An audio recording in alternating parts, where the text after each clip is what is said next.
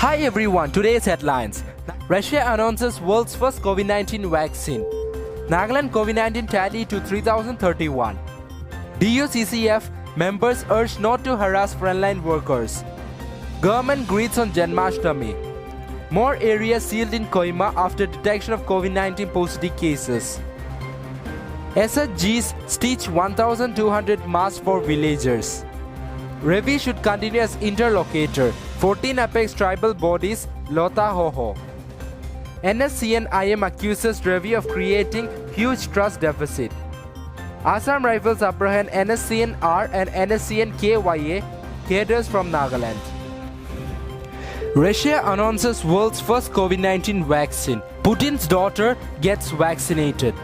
This morning, for the first time in the world, a vaccine against the new coronavirus was registered, said Putin.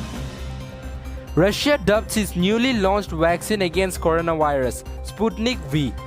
After the Soviet satellite, the heads of the country's sovereign wealth fund said. Amid the race to develop a COVID-19 vaccine, Russian president launched a coronavirus vaccine, touted as the world's first such vaccine too. The registration of the vaccine lays ground for mass inoculation even as the final stages of clinical trials to test safety continue. The announcement came in the wake of the novel coronavirus pandemic that has infected more than 20 million people and killed nearly 750,000 worldwide, thus crippling world economics. Russia dubs its newly launched vaccine against coronavirus, Sputnik V. After the Soviet satellite, the heads of the country's sovereign wealth fund said, as per reports. The head of the Russian Direct Investment Fund, which finances the vaccine project, said Phase 3 trials would start on Wednesday. Industrial production was expected from September, and that 20 countries had pre-ordered more than 1 billion doses, AFP reported.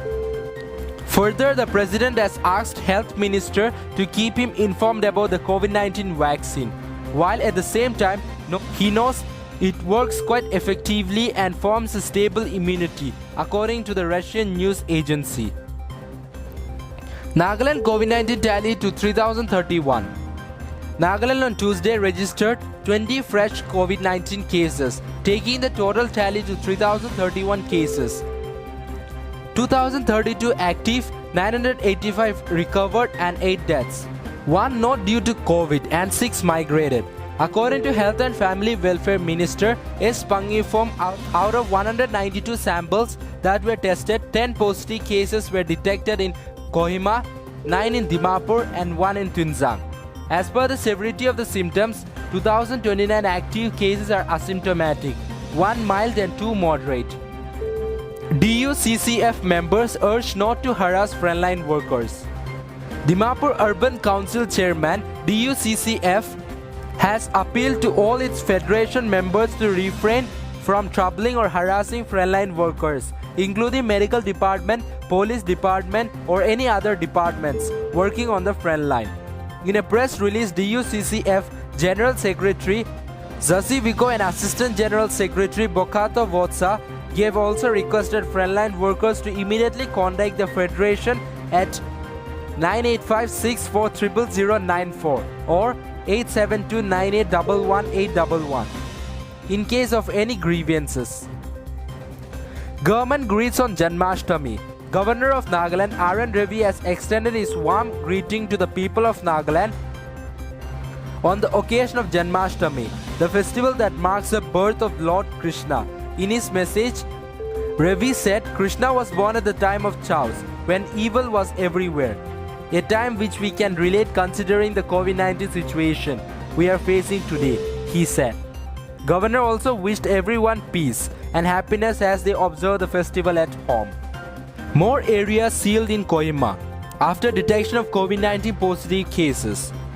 Additional Deputy Commissioner Kohima Litrongli Thongpi Rutsa has notified on the sealed area in Upper AG Colony Ward number 15, Upper Agri Colony Ward number 17, Mer Huletse Paramedical Colony Ward number 18 and Officers Hill Colony Ward number 1 in view of the detection of COVID-19 positive person residing at these locations. The areas defined below are demarcated as sealed area in order to contain the spread of the disease or infection and for necessary contact tracing, it notified. SSGS stitched 1,200 masks for villagers. The people of Kulazu Basa village under Peg district have expressed appreciation to the self-help groups SSGs in the village who are working under the Nagaland State Rural Livelihood Mission, Chiteba block, for stitching face masks to the villagers at a time when procurement of such protective kit for every individual is strenuous. The village level task force for COVID-19, Kulazu Basa, updated through a press release that Kuzuveto village level organization with 7 groups as well as 8 groups under Vituto village level organization had voluntarily rendered their services by stitching over 1,200 masks for the villagers. The community is indebted for your valuable services and hope that their good gesture will go a long way in assisting the people in times of need, the press release stated. Iravi should continue as interlocator, 14 apex tribal bodies Lota Hoho. Responding to some organization who are demanding replacement of Iravi as the government of India's interlocator to Naga peace talks, the 14 apex Naga tribal Hohos of Nagaland, 14 ANTHN and the Lota Hoho in separate statement have backed the continuance of Iravi as interlocator. ANTHN in a statement, the 14 apex Naga tribal Hohos of Nagaland through the media bureau expressed appreciation that political negotiations have progressed to the final leg where inclusive agreement could be reached anytime if negotiating parties stood committed to the October 31, 2019 understanding. On the demand for replacing Iravi, ANTHN said, "This is not the time for negative campaign as it could only delay the process and lead to another endless negotiation while remaining in one's comfort zone. At the cost of peace and tranquility," ANTHN said at this juncture, it was pertinent to avoid double standard role of negotiation without any commitment for solution. NSCNIM accuses Iravi of creating huge trust deficit. Hitting out against Government of India's interlocator to the Naga peace talk, NSCNIM said Iravi's doing has caused a huge trust deficit and said that the interlocator has become more a liability than anything, expressing gratitude to Prime Minister Narendra Modi, who it said guided and supervised the signing of the historic framework agreement by giving the ceremony a high-profile status. NSCNIM, however, said that the doing of his representative Iravi has caused a huge trust deficit as his role has come to be seen as nothing short of disowning the framework agreement. Assam Rifles apprehend NSCNR and NSCN Kya cadres from Nagaland. Assam Rifles apprehend NSCNR and NSCN Kya cadres from Dimapur with .32 mm pistol and 12-bore rifle in 2 different operations on August 9 and 10 respectively. A notification from Assam Rifles on Tuesday said that in an operation conducted on August 9, 2020, troops of Assam Rifle in Dimapur apprehended an active cadre of NSCNR from general area of Chekia along with .32 pistol.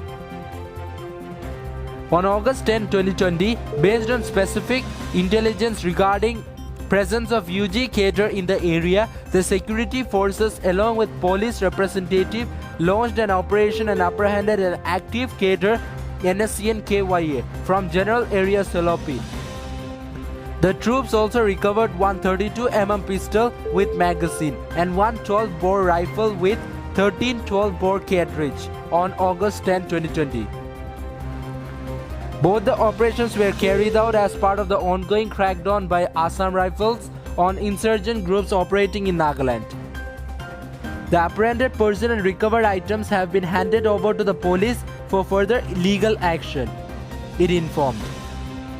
That's all for now. To get such latest news, don't forget to subscribe this channel. Thank you.